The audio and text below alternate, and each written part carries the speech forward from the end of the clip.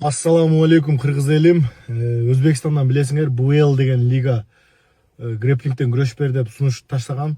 И мен хорошо аванс которула десем, аванс которо албады эле, и мен чыкпайм деп. И ошондойнан бүгүн Хумайын Токтомуратов чалыптыр, Марсель.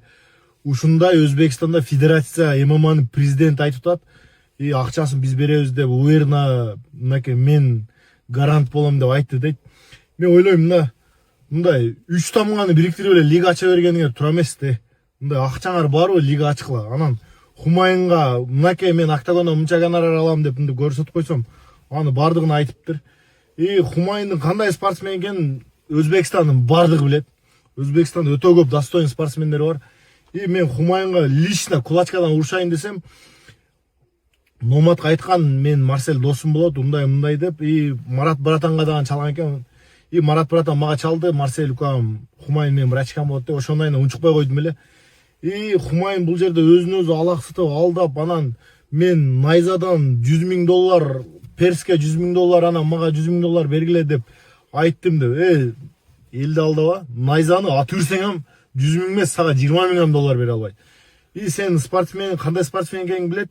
И лигаларга айтасың, давай мен соперникти өзүм алып келейин деп, өзүң соперник алып келип, гонорар албай урушасың. Сен прекрасно билетти, даже Өзбекстан билет да сен кандай спортсмен. Даже найзада кандай соперник алып келесиң, Номатка дагы айтасың, мага соперник өзүм табам, мага Марат ака таап берет дейсиң.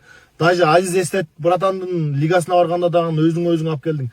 Даже жана Рустам Ганстер прям пресс-конференцияда айтты го, эчтеке дей албадым. Мына мен ушундай спортсмен эмесмин, мен өзүм соперник алып келем, мен достойно урушам деп. Даже Рустам Ганстер айтты го, попомумада урушуп жүргөн бала.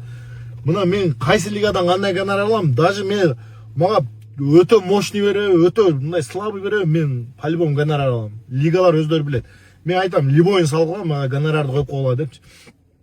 Анан найза, анан мындай, мына эркекче айтайын, менден утулган боецтер ошо найзанын чемпиону азыркы учурдачы 61-ди тазалап чемпион болуп атат.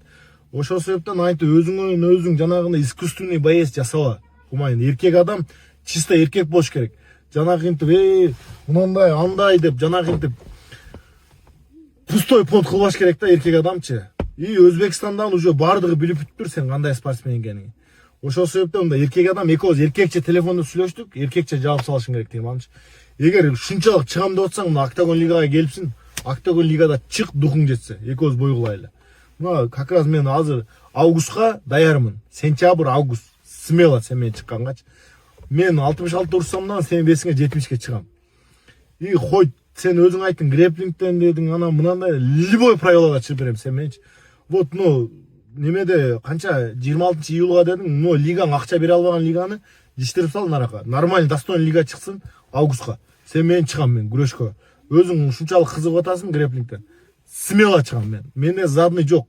Любой мени тааныгандар билет. Мен спортто чисто акча үчүн чыгып, акча үчүн урушам. Ошол себептен личный сүйлөштүн кереги жок. Өзбекстанды чисто уважать этем. Өзбекстанда өтө көп достойный спортсмендер көп. Өзбек элине да айта кетчү нерсе, чисто достойный спортсмендериңерди колдогула.